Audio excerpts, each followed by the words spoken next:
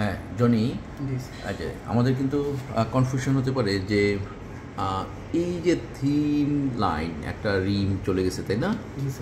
এটা কি? কারণ প্লুরাল ইফিউশনে তো আমরা জানি যে আপার কার্ভিনিয়ার লাইন, তো এটাও কিন্তু তোমার প্লুরাল ইফিউশনের একটা ভেরিয়েন্ট আর কি। আমরা এটাকে কী বলি ইভা?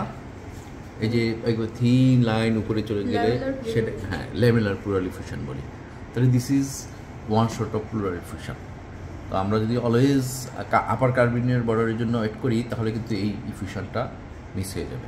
এবং আদার ফিচার ঠিক আছে, ধরো কোস্টোফেনিক অ্যাঙ্গেল ওবলিটারেটেড এবং এখান থেকে উঠে উই করে ওইভাবে চলে গেছে। এবং এটা কিন্তু তোমার আদার কজে যেমন হতে পারে, মেলিগনেন্সিতেও হতে পারে, তাই না জন্যই মেলিগনেন্সি হতে পারে। এবং ওনার মোস্ট লাইকলি ডায়াগনোসিস মেলিগনেন্সি। দেখো যে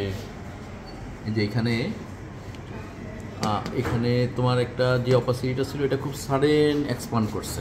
ঠিক সাডেন না, সাডেন এক্সপান্ড করলে কিন্তু আবার ইনফেকশনের পক্ষে আসবে।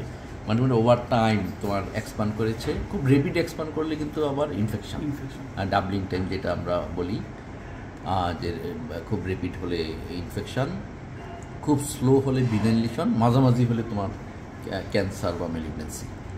তো এখানে একটা জুন এবং আগস্ট এর মাঝখানে, তারপরে সেটা কিন্তু আর আগের মতো নেই, সেটা এক্সপান্ড করেছে, বড় হয়েছে এবং সাথে ইফিউশন চলে এসেছে।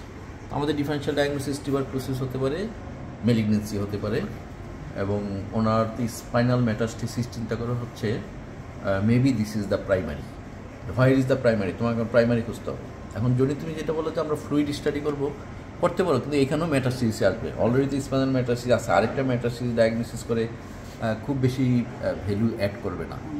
এই ক্ষেত্রে আমরা যদি ব্রঙ্কোস্কোপি করে কোনো অ্যান্ড্রোমনকিয়াল লিশন পাই তাহলে দিস ইজ দ্য প্রাইমারি, এবং এই প্লুরাল ইফিউশন, ওই স্পাইনাল মেটাস্টেসিস, ওগুলি সবগুলি তোমার সেকেন্ডারি।